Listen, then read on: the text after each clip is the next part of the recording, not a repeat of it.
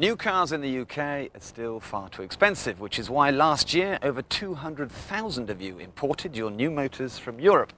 Like a mate of mine, he bought this ultra-desirable Volkswagen Golf GT TDI from a car supermarket here in the UK. They import cars from Europe, and he saved himself the not inconsiderable sum of £3,000 over the UK dealer list price. But here's the rub. When, several months later, he took the car to a UK Volkswagen dealer to part exchange it for something else, he was only offered, are you sitting down, just £11,000, which is £4 less than the book price. Yet the car is the same spec. The only difference from the Golf he could have bought new at a UK dealer is the pre-delivery stamp in the service book. But my mate isn't the only one who's feeling marginalised. I'm getting hundreds of letters, faxes and telephone calls from people who, when they take their European imports into UK franchise dealers, they're getting financially murdered. You offer somebody an imported car at the same price, identical cars, one next to each other, you won't sell the imported one, I promise you. So that's interesting, because you're saying that the consumer has a resistance to these cars. They're fine while they're buying them and they're saving their £2,000 and £3,000. They go absolutely ape when you offer them whatever, when they're trying to give it back to you. You put two identical ones up for sale at the same price and they cotton one's an import, you'll not sell it. I'm sorry, I am not convinced. I do not believe British second-hand car buyers are at all bothered that their prospective purchase was originally sourced through a dealer in Bristol or Belgium, especially since 70% of all the new cars sold in the UK come from other countries anyway.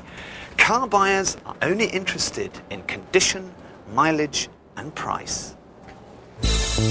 Stephen Johnson is on his second import. Before the MR2 he had a Ford Puma and had no problems selling that privately.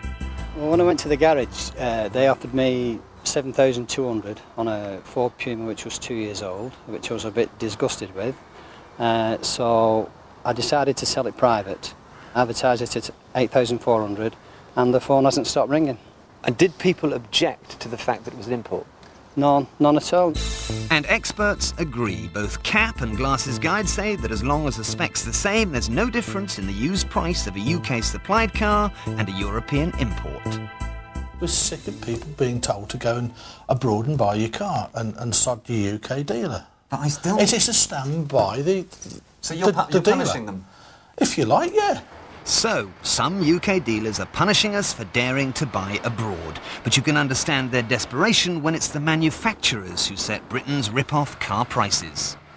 I'd like a level playing field. Surely if the manufacturers are producing a car for £10,000 for Europe and £15,000 for the UK, what's the difference in the car? You've just said there is no difference in them. So why can't we have them for £10,000 or why can't they have them for £15,000? That's something I've been saying for a long, long time.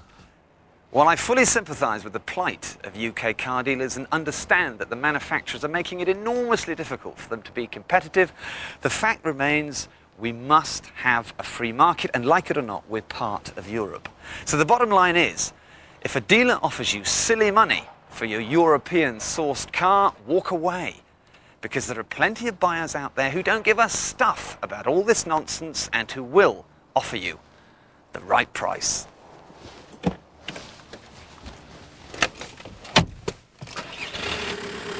And you, the lonely watcher on the sofa full of crumbs, stay right where you are, because after the break I'll be giving away a Rolls Royce.